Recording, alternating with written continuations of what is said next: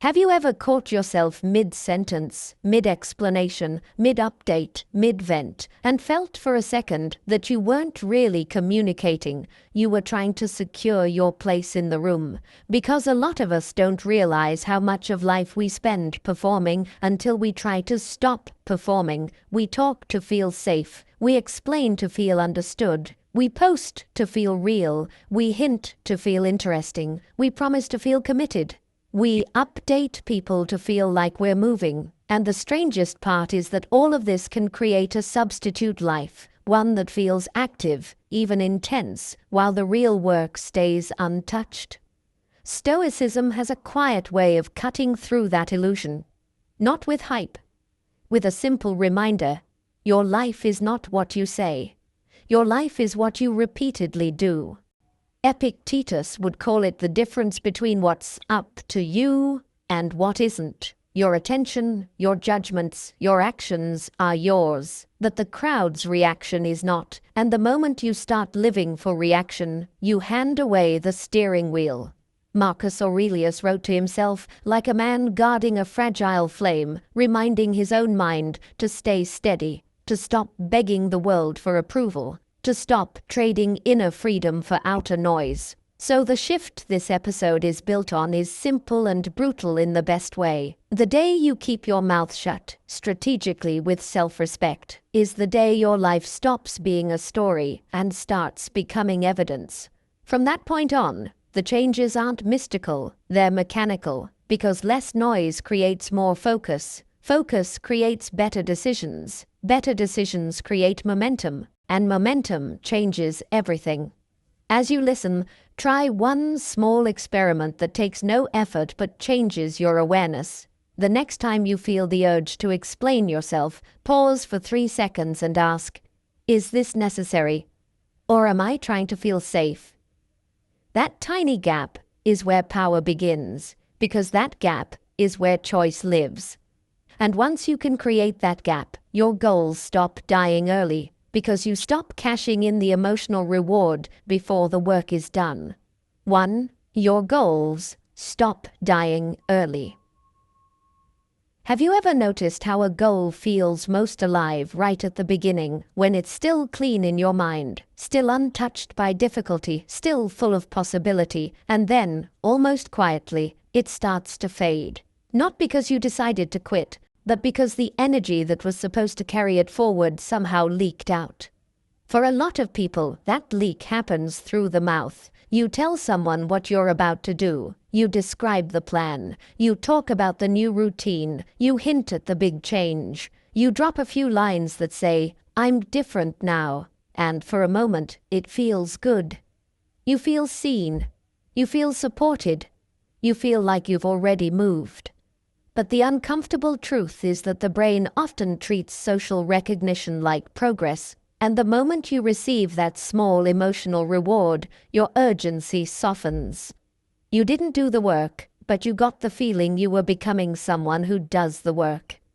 Stoicism has a sharp way of naming this without drama. Don't confuse the appearance of virtue with virtue itself. Epictetus would say that what matters is what you can control, your choices and actions, not the story you tell about them. And Marcus Aurelius, writing privately to himself, keeps returning to the same standard. Stop performing, start practicing.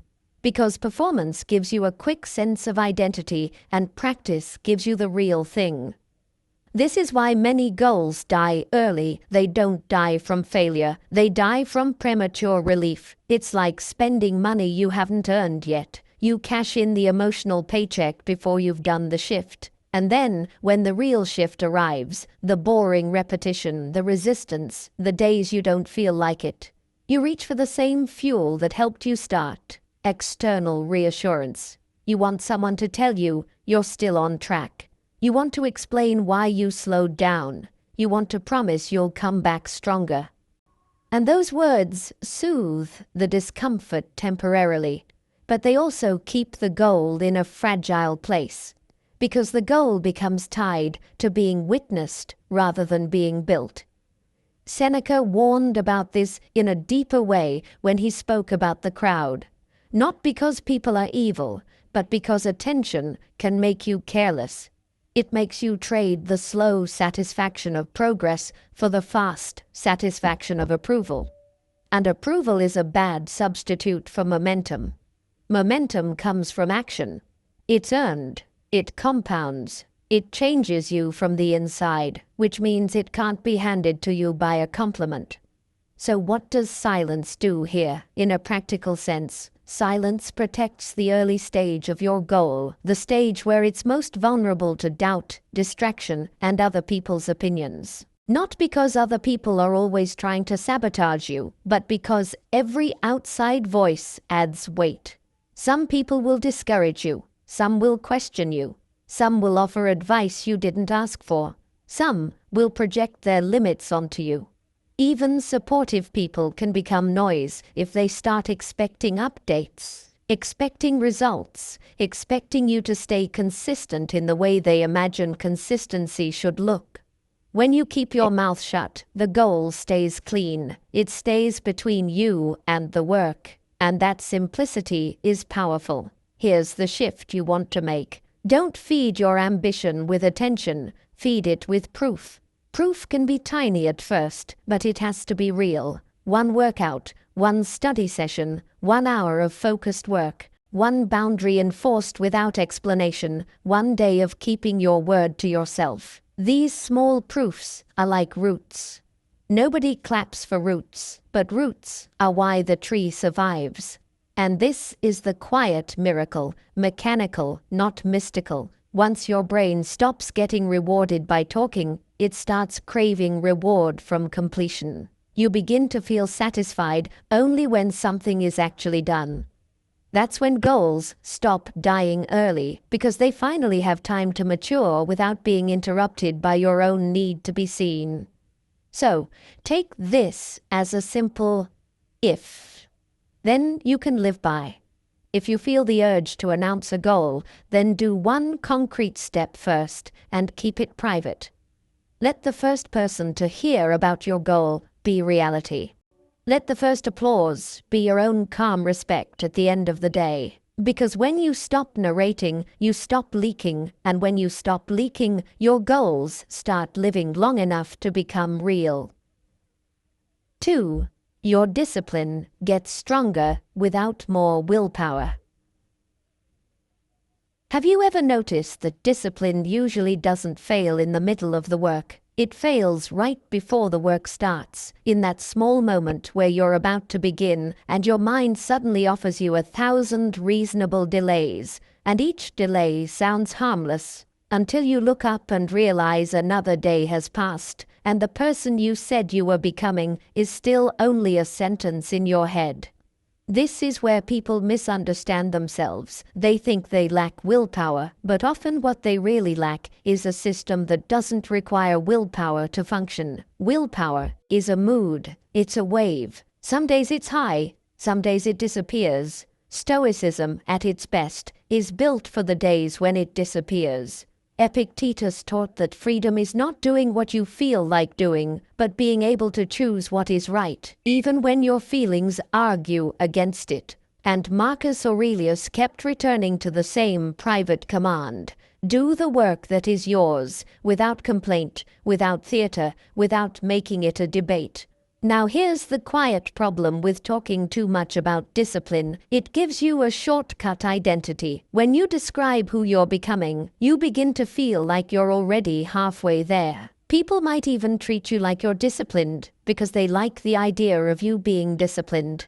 And in the short term, that feels encouraging. But in the long term, it creates a gap between your image and your proof. And that gap slowly produces shame, because you start living with the feeling that you're behind your own promises. Silence closes that gap in a very direct way. When you stop narrating your discipline, you stop getting emotional credit for intention. And once you stop getting credit for intention, the only way to feel like a disciplined person is to behave like one, repeatedly, quietly, until it becomes normal. This is why discipline can get stronger without adding any new willpower, because the goal is no longer to feel motivated. The goal is to reduce negotiation. Most people lose to themselves because they keep arguing with themselves. They wake up and bargain, they plan and bargain, they sit down to work and bargain, and by the time they're done bargaining, they've spent the energy that was supposed to go into action. Seneca would say the mind suffers more often in imagination than in reality, and bargaining is imagination. It's you rehearsing discomfort before it even arrives, as if the anticipation is the task. So the practical move is to shorten the distance between decision and action, because the longer that distance is, the more room your mind has to talk you out of it. If you decide you're going to do the task, then the next step should be physical and immediate. Open the document, put on the shoes, set the timer, step outside, sit down at the desk. Not because that's magic, but because starting is the lever. Once the lever moves, the rest of you often follows, and even when it doesn't, you've still trained the most important muscle, the ability to begin. And something else happens when you build this quietly.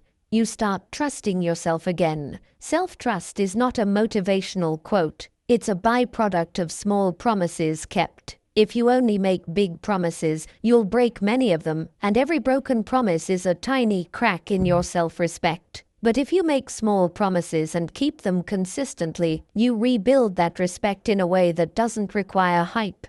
You begin to feel stable inside, and stability is what makes discipline feel natural instead of forced. Marcus Aurelius didn't need to be watched to do what was right. His standard lived inside him. That is what you're building here, an internal standard that doesn't need applause. And that's why silence helps so much. Because silence removes the temptation to perform consistency for other people, and it leaves you alone with the only thing that counts, what you actually do. So, if you want a clean way to apply this today, choose one small promise that is slightly uncomfortable but easy to verify, and keep it without announcing it. Let it be private, almost boring, because boring is sustainable. Then, when you slip, as everyone slips, practice the Stoic skill of quick correction without self-attack. Don't turn one miss into a story about your identity. Treat it like a simple drift, and return to center the next day without drama. Here's the if-then that makes this real. If you catch yourself negotiating, then begin the smallest entry point of the task within 10 seconds. Before your mind can build a courtroom around it, start first, think later. And when you finish, whether it's a full session or just a meaningful start, don't rush to talk about it. Let the proof sit inside you. That quiet proof is what strengthens discipline over time, without you needing to feel like it every day. And once your discipline starts to feel like a standard instead of a struggle, your presence changes in a way people can sense, and your words, because they're fewer, start carrying weight without you trying, which is where we go next. 3. People start taking you seriously faster. Have you ever said something you genuinely meant, something important, something thoughtful, and still felt it land flat, like the room heard you but didn't register you, as if your words were just another drop in a constant stream? A lot of people interpret that as, they don't respect me, but often it's simpler than that. You've trained people to hear you as background noise. When your life is filled with constant explaining, constant updates, constant commentary, your voice becomes familiar in the wrong way. Predictable, available, always on. And when something is always on, it loses impact, not because it isn't valuable, but because it isn't scarce.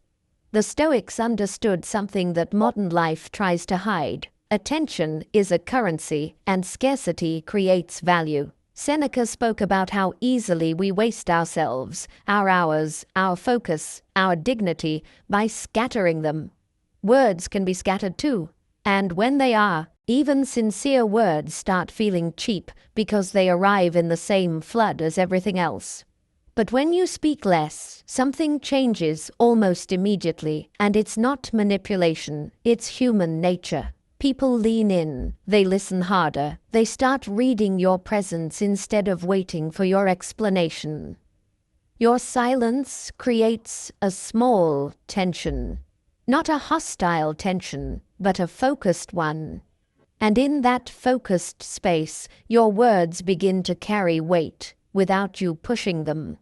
This is one of the hidden benefits of keeping your mouth shut. You stop flooding the room, and your voice becomes a signal again. Marcus Aurelius, as an emperor surrounded by people who talked for a living, would have seen this constantly. Advisors, flatterers, critics, complainers, endless language, endless noise. Yet in his private writing you can feel how much he respected restraint, not as a posture, but as a form of self-governance. The person who can remain steady and measured in a world addicted to reaction becomes rare, and rarity is what people instinctively respect. And it's not only about frequency of speech, it's also about what your speech is trying to do. Over-explaining usually carries a hidden message: please approve my choice. Even if you don't intend it, that's what it trains people to feel. The more you justify yourself, the more you make your decisions sound negotiable. The more you clarify, the more you invite debate. The more you argue your side, the more you place your peace in other people's hands, because now your calm depends on whether they accept your reasoning. Epictetus would call that a mistake of control. You're trying to control the wrong thing. You can control your actions, your standards, your boundaries. You can't control whether others understand them on the first try. And the more you chase understanding, the more you look uncertain, even when you're right, because certainty doesn't beg. So the shift here is simple: let your actions create credibility, and let your words become an extension of that credibility, not a substitute for it. When you're consistent privately, you stop needing to sell yourself publicly. That's why people take you seriously faster. They feel the difference. You're not asking to be taken seriously. You're behaving like someone who already has a standard. Now this changes the way you move through daily conversations. Instead of reacting quickly, you pause. Instead of filling silence, you let it sit. Instead of answering every question immediately, you choose what you answer and how much you reveal. Instead of explaining your decisions, you state them cleanly and move forward. And that calm restraint does something powerful. It forces the other person to deal with your reality, not your performance. Because here's the uncomfortable truth: some people don't take you seriously because you've made it easy for them not to. You answer everything. You defend everything. You give them too much access to your uncertainty. You show them your emotional map before they've earned it. And once they have your map, they can push buttons, start debates, pull you into proving yourself. When you stop doing that, the dynamic shifts. Your words become fewer, so they're noticed. Your answers become cleaner, so they're respected. Your presence becomes steadier, so it's trusted. And trust is what seriousness is built on. People take you seriously when they sense you take yourself seriously. And self-seriousness doesn't mean arrogance. It means you don't live like your life is a public argument. Seneca would say that dignity is not something you demand, it's something you protect. And the easiest way to protect dignity is to stop pouring it into conversations that don't deserve it. So how do you apply this without becoming cold or distant? You don't need to become silent with everyone, you become selective. There's a difference between privacy and isolation, between restraint and hostility. The goal isn't to starve your relationships. The goal is to remove unnecessary speech, the kind that is really anxiety, the kind that is really people-pleasing, the kind that is really a search for validation. Here's a simple test you can run in real time. Before you speak, ask yourself, am I adding value, or am I trying to be understood? If it's value, say it. If it's validation, pause. If it's fear, pause longer. And notice what happens. You'll start hearing other people more clearly. You'll start catching the subtle games, how some people ask questions not to learn, but to pull you into explaining. You'll start sensing who respects silence and who panics in it. And that information helps you choose your words with precision. Here's the if-then that makes this lesson concrete. If you feel yourself over-explaining, then cut your sentence in half and let the rest be silence. State your point cleanly, then stop. Don't chase approval. Don't fill the gap. Let your calm carry the message. Because the more you practice this, the more your life begins to feel different. You stop sounding like someone asking to be respected, and you start sounding like someone who already respects himself. And once that happens, conversations stop being something you survive, and they become something you can navigate with quiet power. Which is exactly where we go next, because when you speak less, you begin to see more, and what you see gives you leverage. 4. Your social power increases in every conversation. Have you ever walked away from a conversation feeling slightly exposed, not because you confessed something dramatic, but because you could sense you revealed your inner temperature, what irritates you, what you crave, what you're trying to prove, what you're afraid of, and then you realize the other person left with more information about you than you have about them?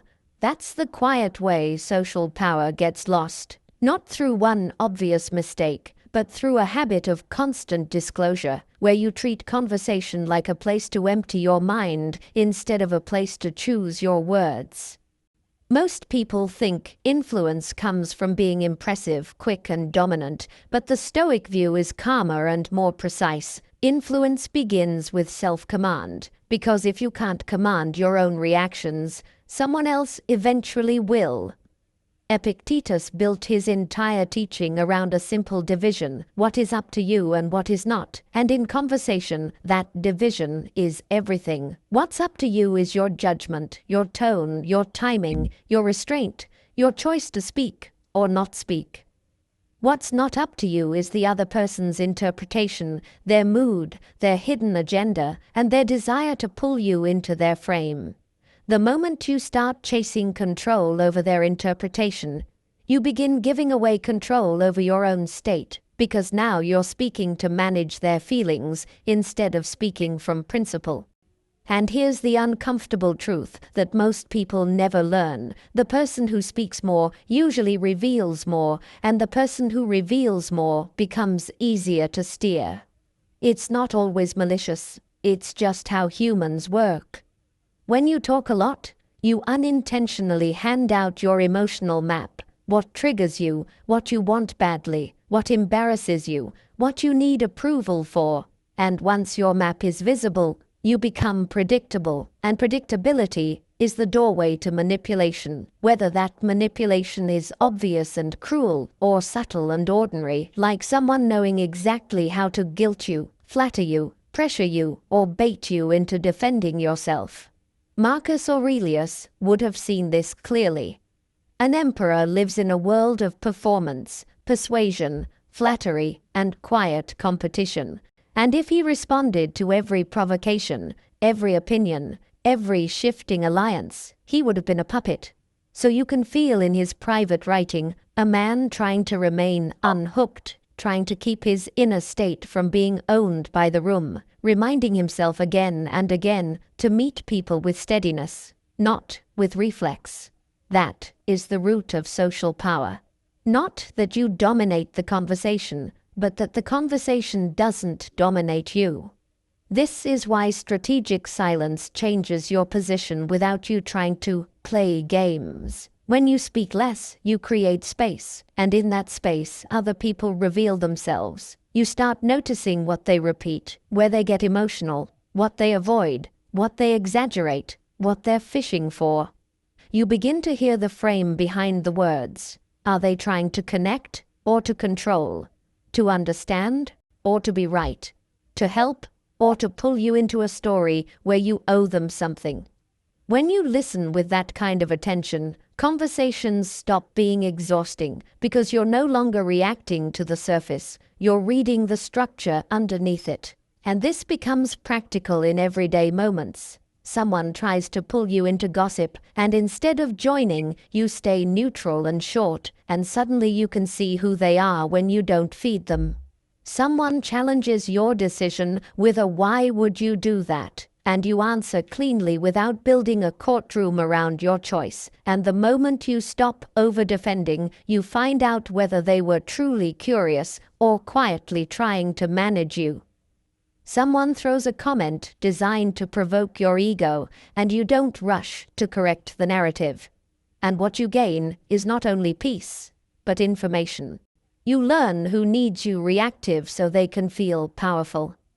Seneca warned that we lose ourselves by scattering ourselves, and one of the easiest ways to scatter yourself is to keep giving people your emotional energy in the form of unnecessary words. When you stop donating that energy, you become harder to pull into pointless debates, harder to trap in endless explanation, harder to bait into reactions that you later pay for. Your social power rises because your internal stability rises, and internal stability is felt by others even when you say nothing at all. So you don't need to act mysterious, and you don't need to become distant. You simply need to become intentional. You can be warm and still be selective. You can be kind and still be quiet. You can be present and still keep your inner world protected until trust is earned. This is not secrecy, it's discernment, and discernment is one of the most underrated forms of strength. Here's the if-then that makes it real. If you feel the urge to fill a silence or over-explain in order to reduce your own discomfort, then pause and ask one simple question instead, or let the space remain, because silence forces clarity. It forces the other person to show their intention. It forces you to stay anchored.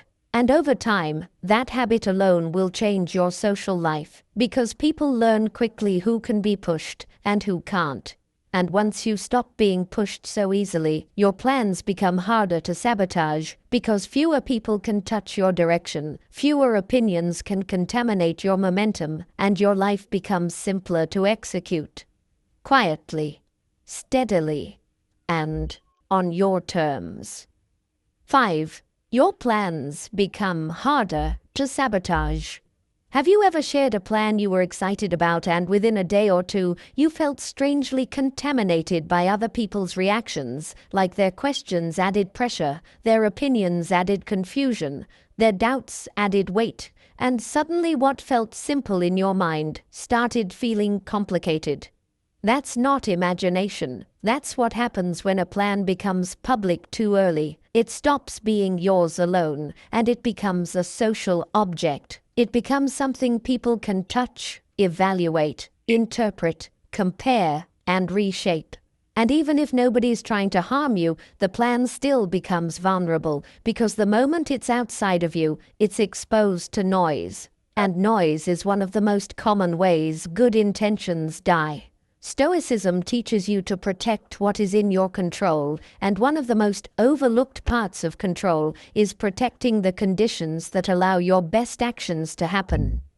Epictetus would tell you to focus on what depends on you, and your execution depends on something most people ignore: clean attention. Clean attention is fragile. It doesn't survive constant commentary. It doesn't survive being pulled into debates. It doesn't survive trying to keep up with expectations you didn't even agree to. This is why silence is not just a personal style choice. It's mission security. Because the moment your plan becomes public, it becomes surrounded by other people's needs. Some people will discourage you, not because they hate you, but because your plan threatens their comfort. It reminds them of what they aren't doing. It brings out their fears, and they project those fears onto you as advice. They'll say things like, "Be careful, that's risky, don't get your hopes up," and it sounds caring, but often it's just their nervous system trying to lower the emotional temperature of the room by lowering your ambition. Other people will support you loudly, and that can be just as dangerous. Not because support is bad, but because once people are invested in your plan, they start expecting updates, expecting visible progress, expecting you to stay consistent in public. And then the plan becomes performance again. You stop doing it for yourself and start doing it to maintain an image. That turns execution into stress, and stress slows you down. And then there's the third kind of interference, the most common one, entropy. The casual opinions, the random suggestions, the "have you tried this?" from 10 different directions. None of it is evil. But it breaks your focus into pieces, and a plan with broken focus becomes a plan with broken momentum. Seneca had a deep awareness of this, even if he didn't talk in modern terms. He warned that we suffer because we allow too many external forces to enter our minds, and when too many forces enter, we lose the simple ability to carry out what we intended. In a practical sense, that means if too many people have access to your plan, too many people have influence over your emotional state while you're trying to execute it. So the goal is not to hide because you're afraid, the goal is to protect because you're serious. A plan is not fragile because it's weak. It's fragile because it's early, like a flame in wind. It doesn't need a speech. It needs shelter. It needs time. It needs repetition. It needs quiet. And silence gives it exactly that. When you keep your plan private, you remove a huge category of friction. You don't have to manage people's expectations. You don't have to answer their questions. You don't have to defend your timeline. You don't have to debate your reasoning. You don't have to fight their doubt. And you don't have to carry their excitement either. You just do the work. And work thrives in clean conditions. Marcus Aurelius would call this returning to your task. Again and again. No theater, no commentary. He understood that the mind has a limited amount of attention, and if you waste it on what people think, you have less for what you need to do. When you make the mission quiet, you keep the mission clean. Now, how do you actually apply this without turning into someone who never shares anything? You create timing and permission. Timing means you don't share the plan during its most vulnerable stage. You share after you've built momentum, after it's no longer depending on emotional excitement, after it has become routine. You share when it's stable enough that opinions won't sway it. Permission means you decide who gets access. Not based on who is curious, but based on who is constructive. Some people add clarity and calm. Some people add noise and doubt. The difference is usually visible if you pay attention to how you feel after you talk to them. If you feel grounded, they're safe. If you feel scattered, they're not. And there's a deeper layer. When you keep plans private, execution speeds up. Because the plan becomes simpler. It becomes a straight line between you and the work. No detours through other people's minds. This is where a lot of sabotage actually comes from. It's not someone actively trying to stop you. It's the fact that you gave your plan too many entrances, too many doors where opinions can walk in. Every door is a delay. Every door is a possible doubt. Every door is a potential argument. Silence closes those doors until you've built something real.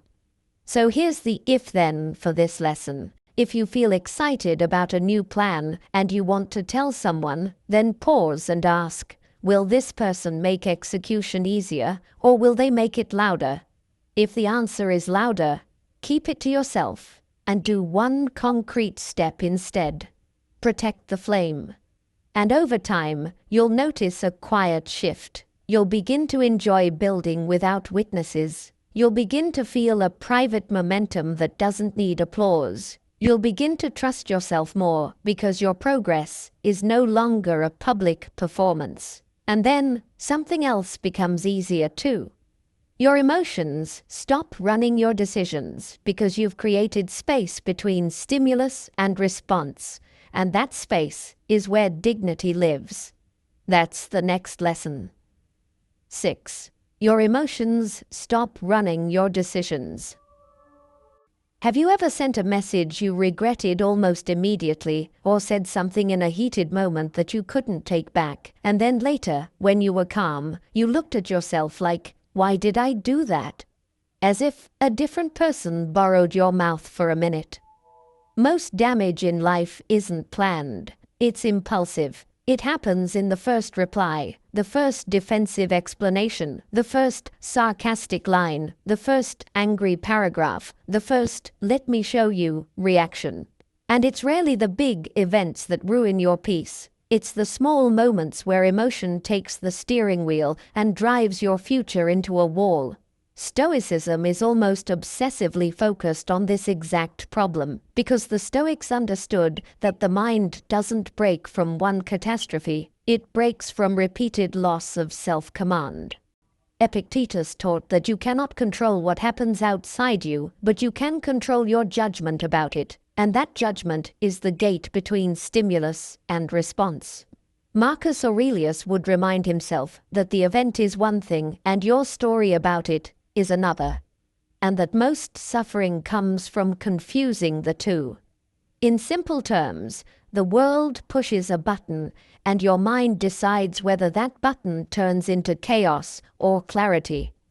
Silence is what builds that decision point, because silence creates a pause, and the pause protects you from regret.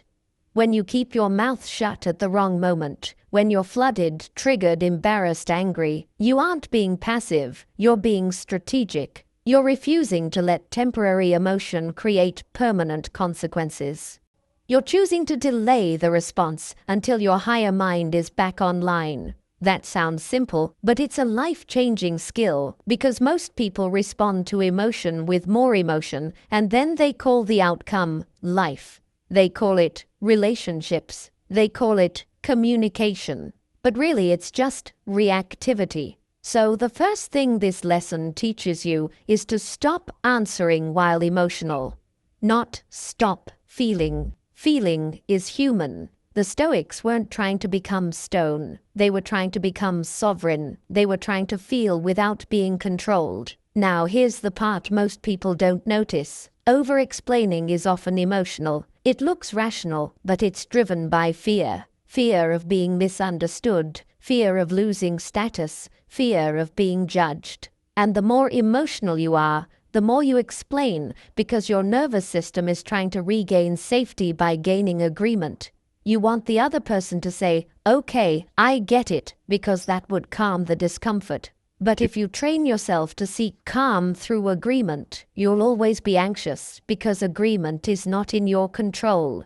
Epictetus would call that attaching your peace to what isn't yours. So the quiet discipline here is to stop using words as emotional medication. Instead, you practice letting the emotion rise and fall without acting on it immediately. Because emotion is like weather. It changes, but if you make decisions in the storm, you often build a life you later have to repair. Marcus Aurelius would tell himself in different ways to wait, to step back, to see the situation clearly, to remember that most people act out of their own confusion, and to not let another person's chaos become his. That is not weakness. That is leadership. Starting with leading your own mind. Now, what does this look like in daily life? It looks like receiving a provocative message and not responding right away, even if you could, even if you want to. You read it, you feel the heat, and instead of letting your thumbs start a war, you step away. You give yourself time to become wise again. It looks like being challenged in a conversation and not defending your entire identity in one breath. You don't rush to clear it up. You don't dump explanations. You let a misunderstanding sit for a moment. You choose a short response or no response until you're calm. It looks like someone trying to bait you with sarcasm and you refusing the bait, not because you're afraid, but because you understand the price. The price is your peace. The price is your dignity. The price is the next 2 hours of your mind replaying the conversation. Seneca would call it the cost of anger.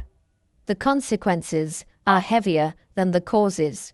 The cause might be a small insult, a small disrespect, a small irritation. The consequence might be a damaged relationship, a ruined night, a reputation hit, a decision made in rage, a regret that follows you for weeks. So you stop paying that cost. and the way you stop paying is by building a pause that becomes automatic. This is why silence changes your life. It turns reaction into response, and response is where your future is protected. Now, there's a deeper reason this lesson matters. When you stop reacting emotionally, you stop being easily controlled. A person who can provoke you can steer you. A person who can make you defensive can make you explain. A person who can make you angry can make you impulsive. But when you can hold your silence under pressure, you become hard to manipulate. That's not about power over others. That's about power over yourself, which is the only power that actually lasts. So here's the if-then for this lesson. If you feel emotionally activated, angry, embarrassed, insulted, anxious, then delay your response. Give yourself a rule that you respect, like a law. I don't reply at peak emotion. Step away, breathe, walk, drink water, sleep on it if you can. Then return when your mind is clear enough to choose words you'll respect tomorrow. And when you return, speak from principle, not from heat. Keep it clean, keep it simple, keep it controlled. Because every time you do that, you build self-respect in the most real way. You prove to yourself that your emotions are allowed to exist, but they are not allowed to govern you. And once you become someone who doesn't negotiate with emotion, your boundaries become effortless because you stop explaining your standards like you're asking permission. You simply live them. That's the next lesson. 7. Your boundaries become effortless. Have you ever noticed that the people who struggle most with boundaries are usually the ones who try to explain them the most, as if the boundary won't be real unless the other person agrees with it, understands it, approves of it, and signs off on it emotionally? That's the trap, because the moment your boundary becomes an explanation, it becomes a negotiation. And the moment it becomes a negotiation, you've taught the other person that persistence is a strategy that works on you. Which means the next time they want something you don't want to give, they won't respect your no, they'll simply wait for the part where you start defending it, then they'll attack the defense, not the decision. And suddenly, your peace is on trial. The Stoics had a cleaner standard. Your life is yours to govern, and governance doesn't require applause. Epictetus is relentless on this point. If something is not up to you, stop trying to manage it. So if someone dislikes your boundary, misunderstands your boundary, or tries to punish you for your boundary, that reaction is not your job to control. And the moment you chase their approval, you hand them the steering wheel, because now your no depends on their mood, which is exactly how boundaries collapse. This is where keeping your mouth shut becomes a form of strength, because over-explaining is often a hidden request to be liked. And a boundary that depends on being liked is not a boundary, it's a hope. You can feel the difference in your body. When you're explaining too much, there's tension, urgency, a need to convince, and that urgency tells the other person you're not fully anchored, which invites them to push again, not necessarily out of malice, but because people naturally test what feels uncertain. Marcus Aurelius would tell himself to do what is right without turning it into theater, and that's the same skill here. You don't need a speech. You need a standard that you keep consistently, because consistency is what trains the world how to treat you. Effortless boundaries are not loud, and they're not dramatic, and they're not emotional, because the strongest boundary isn't the one you deliver with intensity, it's the one you keep when nobody claps for it. Especially when the other person acts confused, disappointed, or offended. When you stop feeding the conversation with extra words, something surprising happens. People either adjust, or they reveal that they never respected you in the first place. And either outcome is a gift, because adjustment creates peace, and revelation creates clarity.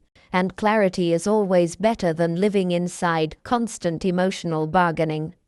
Think about how many boundaries you've tried to enforce with paragraphs, with long explanations, with reasons stacked on reasons, and how often that turned into more debate, more defensiveness, and more exhaustion, Because you weren't just setting a boundary, you were also trying to protect the other person from feeling discomfort, and that second job is what drains you.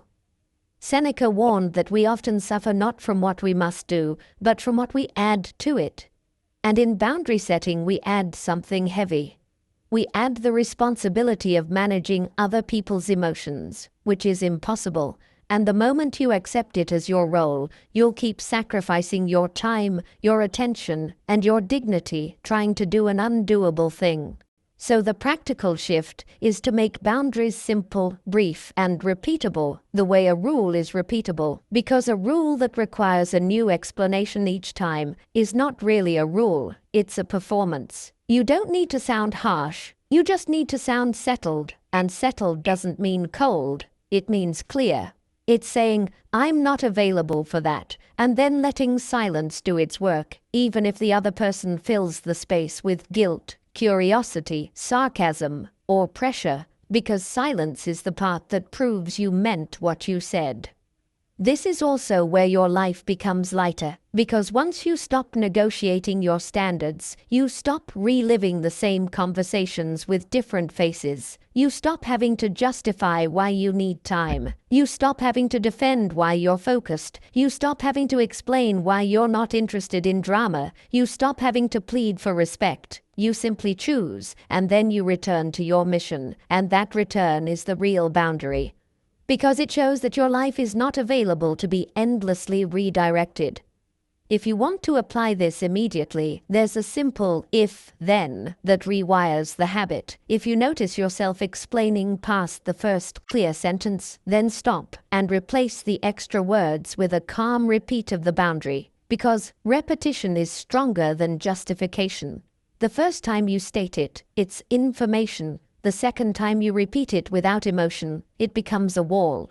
And when you can repeat it with the same calm tone, you teach people that pushing won't change the outcome, so they either respect it or they move on to someone they can negotiate with.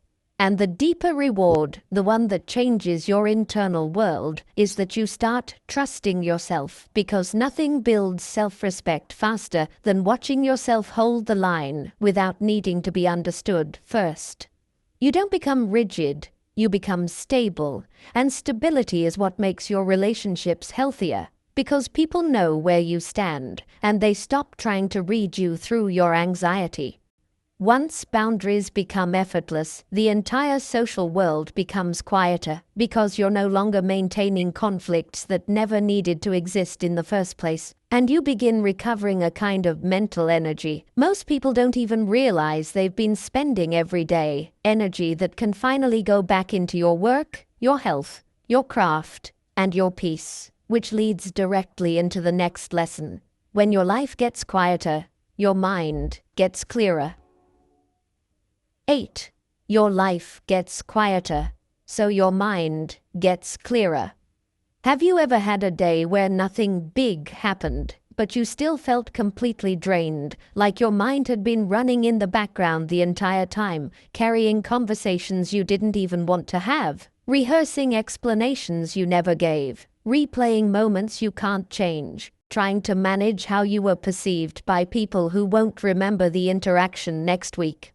That kind of exhaustion isn't always work. Often it's social maintenance, the hidden labor of keeping the world comfortable around you, smoothing things over, responding fast enough, staying available enough, clarifying enough, proving you meant well enough. And when you do that long enough, your mind begins to feel crowded, not because life is complicated, but because you're living with too many open loops. Silence closes loops, not in a dramatic way, but in a practical way.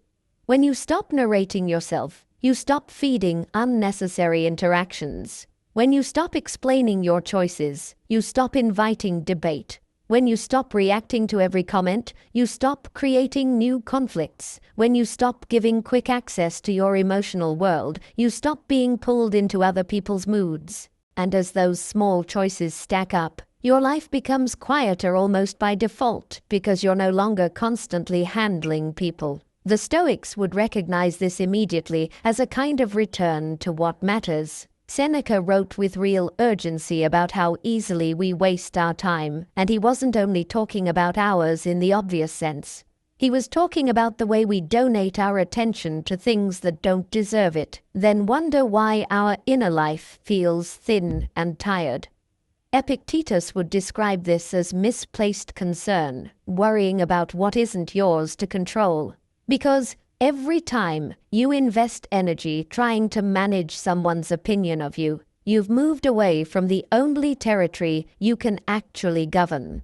And that's why quiet creates clarity. It brings your attention back home. Clarity is not some special intelligence. It's what happens when your mind is no longer being interrupted. Think about it. The brain can hold only so much at once. If part of your attention is always tracking messages, tracking social pressure, tracking what you should say next, tracking what you might have said wrong, tracking whether someone is upset, tracking whether you're being judged, then even if you're technically free, you're not mentally free. You're carrying invisible conversations like weight in your pockets. So the first thing silence gives you is mental space, and mental space is where good decisions are made. Marcus Aurelius understood this deeply because he lived in a world where noise wasn't optional. Politics, conflict, responsibility, constant demands. Yet his private practice was to return to stillness inside himself, to clear perception, to a calm mind that could see what was essential and let the rest fall away. The Stoic move is not to remove every disturbance from life. It's to remove unnecessary disturbance from the mind. And a surprising amount of disturbance is self-inflicted. It comes from responding too quickly. It comes from explaining too much. It comes from trying to be understood by everyone. It comes from staying in conversations that have already crossed the line into disrespect or pointless debate. It comes from maintaining relationships that exist mostly out of habit, guilt, or fear of what will happen if you stop being available. When you start keeping your mouth shut in the right moments, many of those disturbances fade because they were being fed by your participation. The moment you stop feeding them, they lose energy. That's not cruelty, that's reality. Many problems only survive because you keep giving them your attention. Now, when your life gets quieter, the mind does something very interesting. It begins to reveal what it actually cares about. Under all the noise, there's usually a simple truth that you've been too distracted to hear. Sometimes it's that your work matters to you more than you admitted. Sometimes it's that certain friendships are draining you. Sometimes it's that you've been avoiding a decision because you didn't want the discomfort of someone's reaction. Sometimes it's that your routine is chaotic and you've been using social noise as an excuse to not face your own lack of structure. Quiet makes these truths visible, and that visibility is clarity. There's also a second layer. When you reduce social noise, your emotional life stabilizes. Because emotions are contagious. You enter conversations and absorb other people's anxiety, other people's anger, other people's insecurity. And if you're always online, always available, always engaged, you'll feel like your emotions are unpredictable when in fact you're just constantly exposed to emotional weather. Stoicism teaches emotional hygiene, not by suppression, but by selectivity. You don't let your mind be an open door. You don't let every voice move you. You decide what enters. This is why quiet isn't empty. It's protective. It's the space where your judgment becomes sharper, where your priorities become simpler, where your attention stops being chopped into pieces. So how do you apply this lesson without turning your life into isolation? You don't need to remove people. You remove unnecessary access. You stop answering immediately. You stop attending every debate. You stop volunteering personal information that turns into discussion. You stop keeping relationships alive through constant messaging when there's no real depth. You stop maintaining misunderstandings with endless clarification. And you replace that with a simpler rule. You respond when you're calm and when it's purposeful. Here's the if. Then, if an interaction consistently leaves you scattered, irritated, or exhausted, then reduce your participation in it, not with hostility, but with distance, because you're protecting clarity. And clarity is what allows you to build anything meaningful.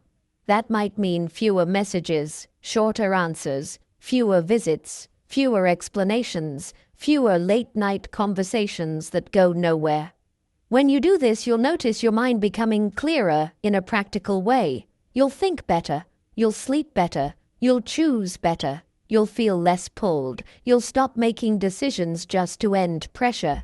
You'll start making decisions based on what you actually value. And once your mind becomes clearer, something else happens almost automatically. Your reputation begins to improve without you trying, because you stop promising, you stop talking, and you start delivering. That's the next lesson.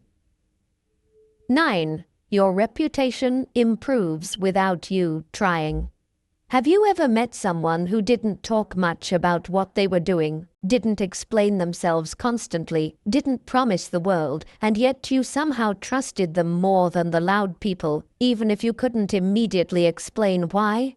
That reaction in you is not random. It's your mind responding to a rare signal, consistency without performance. Most reputations aren't ruined by one big scandal. They're weakened by a pattern of small mismatches, too many promises that don't land, too many claims that aren't backed by action, too many dramatic statements that fade into nothing. People can forgive a mistake, but they struggle to trust a pattern of unreliability, and the truth is that a lot of unreliability isn't intentional. It's created by speech, by speaking too early, by promising too easily, by narrating progress instead of making progress.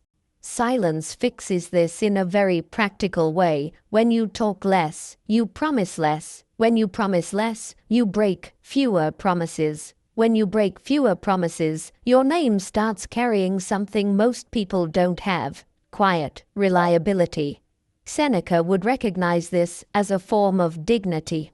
Dignity is not what you claim. It's what your behavior proves over time. And when your behavior proves something consistently, people don't need you to advertise it. They feel it. They begin expecting you to do what you said, because you've trained them through evidence, not persuasion. Epictetus would take it even deeper and say that your reputation is not fully in your control, but your character is, and character is the thing that creates reputation as a byproduct. The paradox is that the more you chase reputation with words, the more fragile it becomes, because now your reputation depends on convincing people, and convincing people requires constant effort, constant explaining, constant impression management. But when you focus on character, when you focus on actions you can repeat, reputation becomes almost automatic, because people observe patterns even when you think they aren't watching. And here's the part that matters. When you speak less, you become more accurate. You stop making dramatic statements you can't maintain. You stop telling people, "I'll do it," when you're not sure you will. You stop trying to sound ambitious in conversation. You stop making emotional promises in emotional moments. You become careful with your words, not out of fear, but out of respect for your own integrity. And that care changes how people relate to you. Because most people have been trained to treat words like cheap currency. They hear big talk all the time. They hear enthusiasm that disappears. They hear promises that are more like wishes. They hear, "I'm going to," and "I will," and "I'm starting," and "I'm changing," and then nothing happens. So when they meet someone who doesn't do that, someone who speaks with restraint, someone who doesn't overcommit, someone who doesn't narrate their future, they sense stability. They sense seriousness. They sense a person who isn't trying to win attention with intention. Marcus Aurelius would call this living according to your principles without needing witnesses. His private writing shows a man who was constantly trying to close the gap between what he valued and what he did. And that is the essence of trustworthiness. Trustworthiness is not charisma, it's alignment. Now, it's important to say this clearly. This lesson isn't about becoming silent so people admire you. That would just be another performance. This is about removing the habits that damage trust without you noticing. For example, a lot of people unintentionally train others not to take them seriously because they speak in exaggerated commitments. I'm going to change my whole life. This year will be different. I'm locked in. I'll never do that again. Those sentences feel powerful when you say them, but unless your actions match them, they quietly weaken your credibility. You don't even need someone to call you out. Your own mind hears the mismatch too, and over time, that mismatch lowers self-respect, which makes it harder to keep promises, which then lowers credibility even more. Silence breaks the cycle, because silence encourages smaller, truer commitments, and smaller, truer commitments are the fastest way to build a strong name. So what does this look like in real life? It looks like being the person who shows up when they say they will, without announcing they're reliable. It looks like doing the work and letting the results speak, instead of posting the intention. It looks like giving fewer explanations and making fewer excuses because you've reduced the number of promises that require explaining. It looks like under-promising and over-delivering, not as a tactic, but as a natural byproduct of speaking more carefully. And this changes the social atmosphere around you. People stop pressing you for proof because you have a history of proof. People stop doubting your follow-through because they've seen you follow through. People stop treating your words like entertainment because your words are tied to action. That is the quiet upgrade in reputation. Now, the deeper part of this lesson is internal. Your reputation with yourself improves too, because every time you say less and do more, you start trusting your own mind again. You stop feeling like you're living in potential and start feeling like you're living in reality. That internal trust is what makes external trust easier. People pick up on it. They feel the steadiness. So here's the if-then that makes this actionable. If you feel the urge to promise something big, then commit to one small, verifiable action instead, and let the promise be silent. Let your calendar, your routine, and your output carry the message. Over time, your name will start carrying weight without you trying to add weight to it. And once your name carries weight, your confidence changes too, because it's no longer confidence that depends on being seen. It becomes confidence that comes from private integrity. That's the next lesson.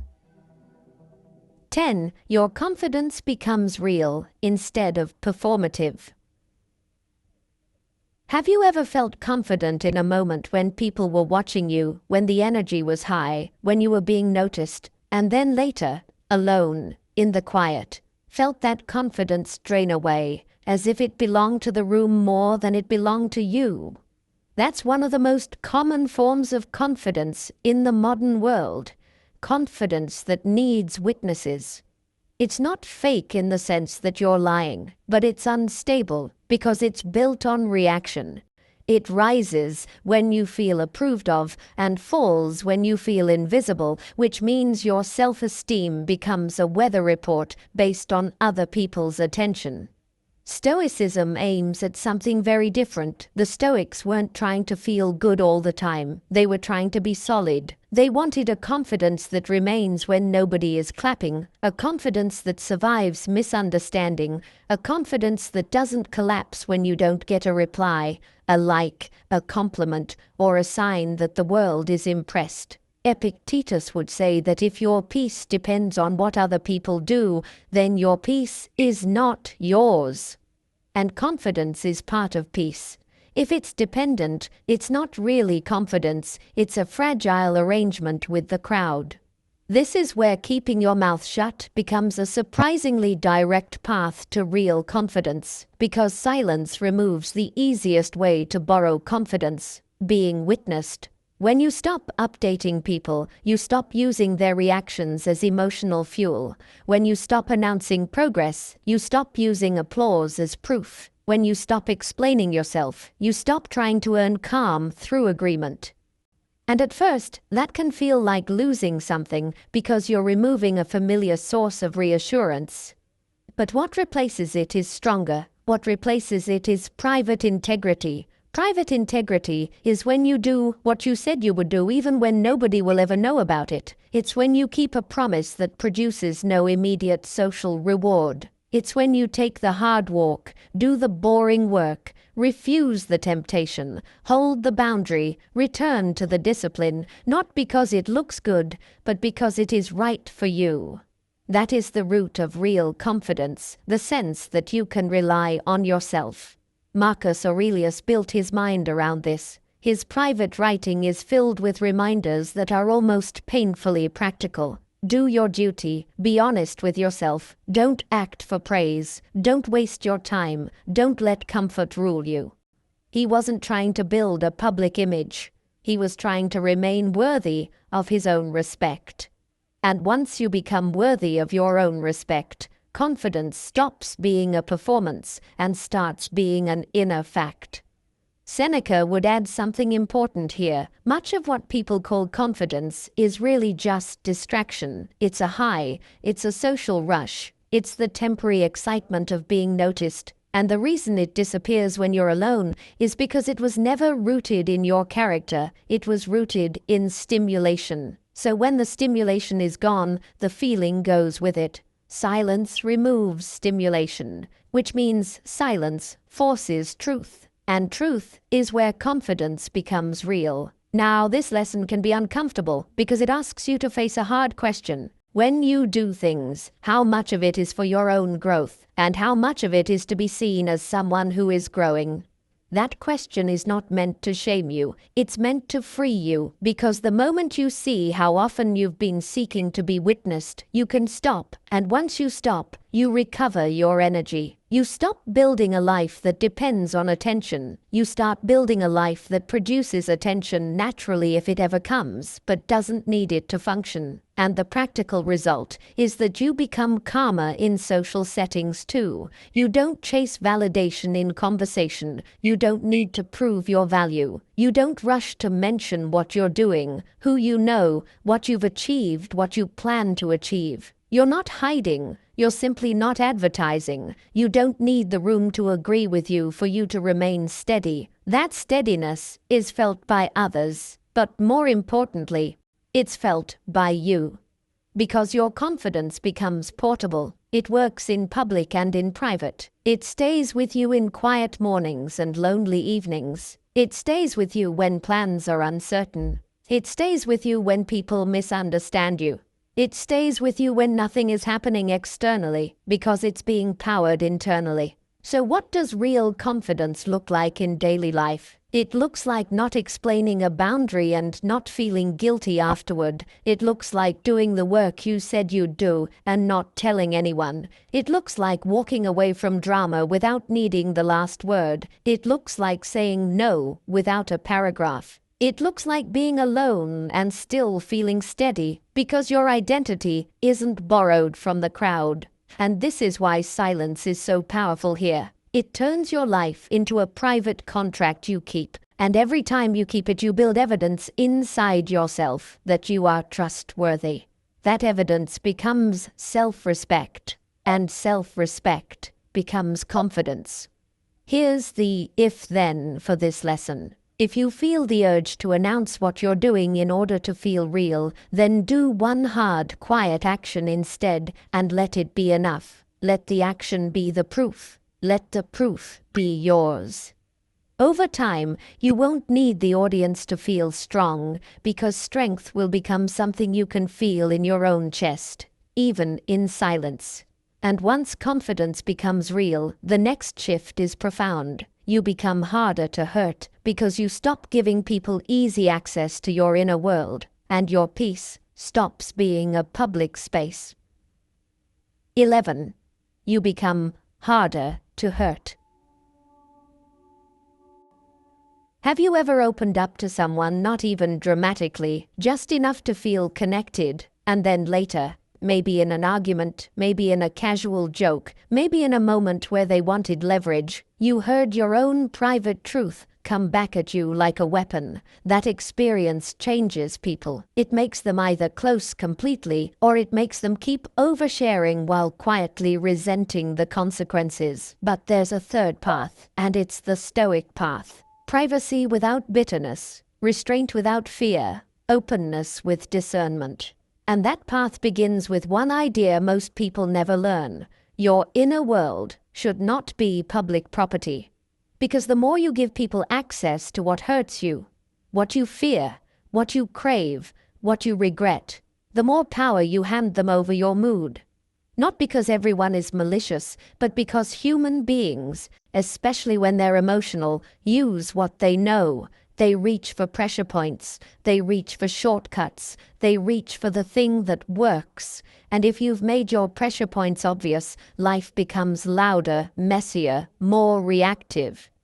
The Stoics would call this an issue of control, but in a very specific way.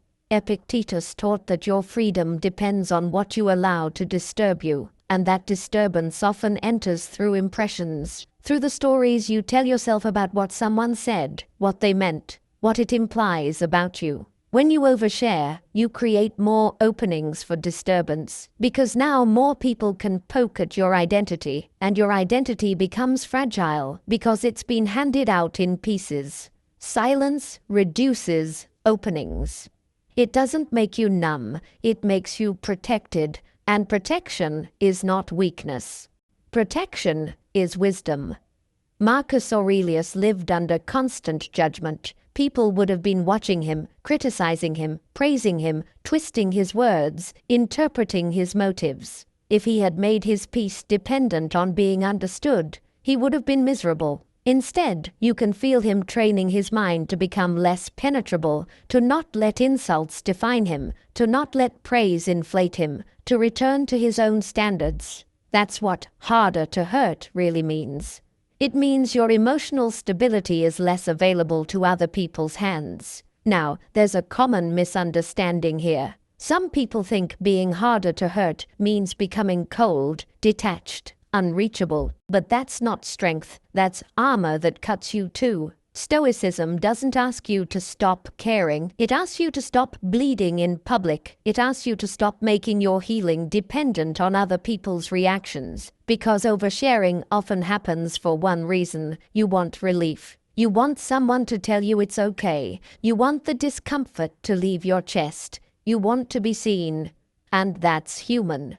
But if relief becomes the goal, you'll keep paying for it with vulnerability you didn't mean to give. The smarter move is to choose where you are vulnerable. Discernment means you don't share everything with everyone. You don't speak from the wound while it's still open. You don't reveal your fears to people who enjoy drama. You don't confess your insecurities to people who compete with you.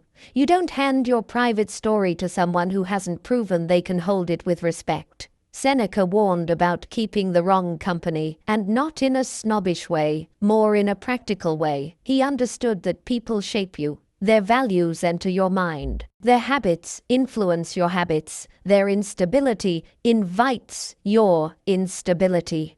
So, being harder to hurt begins with noticing the environments and the relationships where you consistently feel exposed, drained, or emotionally unsafe. And then you adjust, not with hostility, with distance. You also begin to practice a new rule. Not everything you feel needs to be spoken. This one rule alone changes everything. Because many people think expressing is the same as processing. It's not. Sometimes expressing is just spreading the emotion into the world and calling it healing. While the real processing, reflection, correction, clarity, never happens. Silence gives you the chance to process privately first. It gives you time to understand what you actually feel before you package it into language. It gives you the ability to choose what is useful to share and what is simply raw emotion looking for a place to land. And when you start doing this, something remarkable happens. People lose their ability to destabilize you quickly. They can still disagree with you, They can still dislike you, they can still misunderstand you, but they can't easily wound you because they don't have the map. They don't know which words to use to create chaos inside you. That doesn't make you invincible. It makes you less predictable in your pain. And that's a form of safety. So what does this look like practically? It looks like not explaining your deepest motivations in conversations that don't deserve them. It looks like keeping your insecurities off the table with people who don't earn trust. It looks like not sharing your next move until it's already moving. It looks like not replying when someone tries to pull your emotions out of you. It looks like being careful about what you say in moments of heat, because heat makes you reveal things you later wish you hadn't. And it also looks like giving yourself permission to be private without guilt, because privacy is not deception. Privacy is a boundary around the most sacred parts of your life. Here's the if-then for this lesson. If you feel the urge to vent or overshare in order to get instant relief, then pause and ask, is this person safe, or are they just available? If they're only available, keep it to yourself. Write it privately. Walk, breathe, let the emotion cool, and then choose a wiser outlet.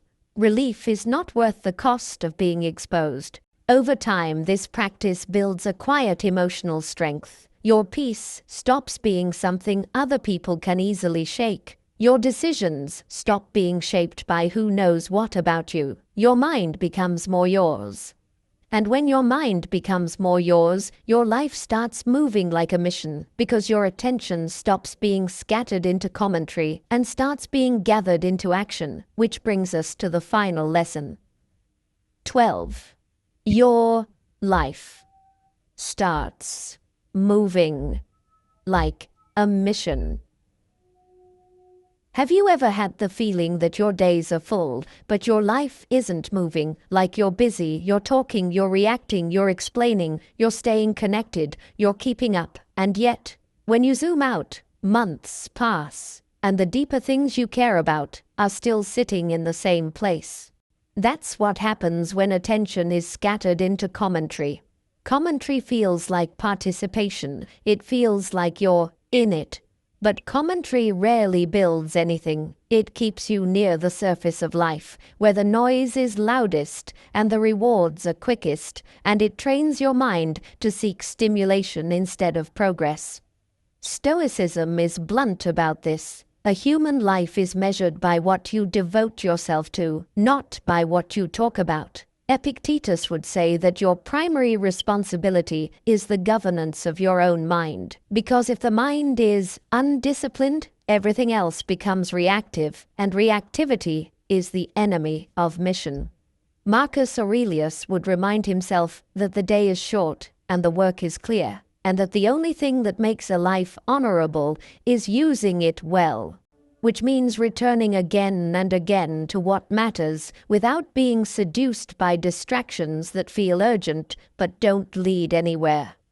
This is the final transformation the title is really pointing to, not silence for the sake of silence. Silence as a strategy that gathers your life into one direction. Because when you shut your mouth in the right way, you stop spending your best energy proving that you're someone. You stop maintaining an image. You stop narrating your intentions. You stop defending your choices. You stop reacting to every minor pressure.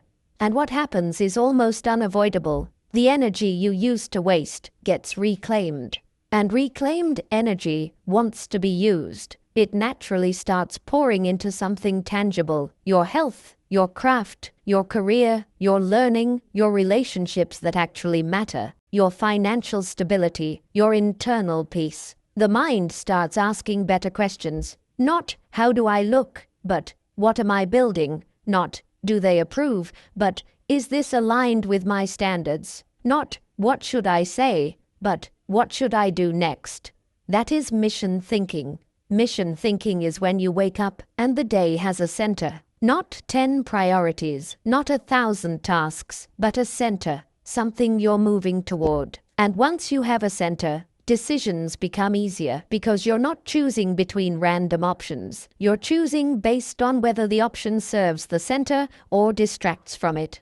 This is why people with mission feel calmer. They don't need to entertain every invitation, every argument, every trend, every emotional conversation. They can say no with less friction because they have a yes that matters more.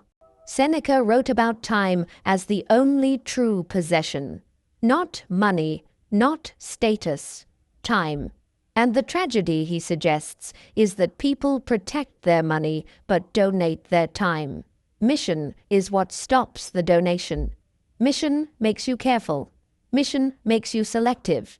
Mission turns your attention into something guarded because you finally understand that attention is literally your life in liquid form. Silence supports this in a way that's easy to miss. It removes the need to keep explaining your priorities to people who don't share them. If you're constantly explaining, you're constantly returning to the conversation, constantly reopening the loop, constantly re-arguing your own direction. But when you keep your mouth shut, you simply move. You do the next step. You let the calendar show your values. You let your behavior become your argument. And something else happens that is almost spiritual in its simplicity. Your life begins to feel faster, not because time changes, but because waste decreases. When you stop living as a narrator, you stop revisiting everything 10 times. You stop reliving conversations in your head. You stop looking for the perfect words. You stop trying to manage everyone's understanding. That frees up mental bandwidth, and that bandwidth becomes momentum. And momentum is the feeling of a mission. You can feel yourself moving. Now, mission doesn't mean you become harsh or obsessed. Mission means you become clear. The Stoics were not interested in frantic intensity. They were interested in calm strength, the kind where you can endure discomfort without losing your center. You can face criticism without collapsing. You can work without needing immediate praise. You can keep going even when the outcome isn't guaranteed, because your standard is internal. So how do you apply this lesson in daily life? You begin treating your attention like it's sacred. You stop giving it away to commentary that produces nothing. You stop taking every bait. You stop explaining yourself to people who aren't responsible for your life. You stop turning your plans into conversation pieces. You take the next step quietly, then the next. Then the next. And here's a powerful detail. Mission doesn't require you to know the entire path. It only requires you to know the next honest step. A lot of people freeze because they want certainty. They want the full map. But Stoicism teaches you to act with courage inside uncertainty, to do what is right without demanding guarantees. Marcus Aurelius didn't control outcomes. He controlled his own actions. That's mission. Here's the if-then for this final lesson. If you catch yourself slipping into commentary, arguing online, replaying conversations, explaining plans, seeking validation through words, then interrupt it by doing one concrete action that moves your life forward, even if it's small, a message that matters, a workout, a page read, a skill practiced, a task completed, a boundary held. Let action replace narration. Because once action becomes your default response, your life starts moving in a new way. Less talk, more proof. Less performance, more direction. Less noise, more mission. And when you live like that long enough, you don't have to convince anyone that your life changed. They'll feel it when they look at you. If you're ready, I'll write the conclusion next in the same style. Clean, powerful, and audio ready. And now, at the end of all of this, I want you to notice something simple, almost uncomfortable in its honesty. Nothing here required you to become louder, sharper, more aggressive, or more confident in the way people usually mean it.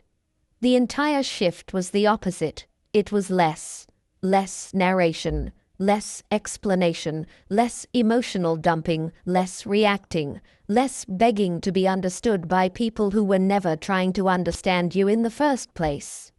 And if that feels too simple to be true, that's only because we've been trained to believe that change must be dramatic to be real. when in reality, the deepest changes are often quiet enough that nobody notices them until they're already irreversible. Because once you stop talking the way most people talk, you start living the way most people don't live. You stop killing your goals early by spending the reward before the work is done, and instead you let the only reward that matters arrive in its proper order. Proof first, pride later. You stop depending on willpower as if it's a permanent personality trait, and you begin building discipline the way Stoicism always intended, through repeated action, through calm standards, through small promises that you keep when nobody is watching. You stop flooding the room with words, and suddenly your words matter more, not because you forced respect, but because you stopped diluting yourself. You stop giving away your emotional map in every conversation, and your social world changes because you become harder to pull, harder to bait, harder to steer. You stop exposing your plans to the noise of everyone's opinions, and your execution becomes cleaner, faster, more protected. You stop replying from heat and start replying from principle, and that alone can save you from years of regret. You stop negotiating boundaries like you're asking permission to have standards, and you become steady in a way people can feel. Your life grows quieter, not empty, but clear, because you're no longer maintaining unnecessary loops. Your reputation improves without you chasing it, because reliability begins replacing promises. Your confidence becomes real because it finally has a foundation, and you become harder to hurt because fewer people have access to the parts of you that are still healing. And eventually, the biggest change happens. Your life starts moving like a mission, not because you discovered some secret, but because you finally stopped interrupting your own momentum with constant commentary. So here's what I want to leave you with, not as a command, but as a clean invitation you can test in real life. Choose one moment today where you would normally explain yourself, update someone, react quickly, or fill silence out of discomfort. And instead, pause. Let the pause happen. Let the silence do its work. Then take one small action that moves your life forward, and don't announce it. Keep it private. Keep it clean. Keep it yours. And if you ever wonder whether this is too small to matter, remember what the Stoics were really saying all along. Your life is shaped less by what you intend, and more by what you repeatedly practice. Silence, used wisely, is not emptiness. It is space. And space is where your better self has room to breathe, choose, and build. Hold that space. Protect it. And then, without rushing, let your results speak for you.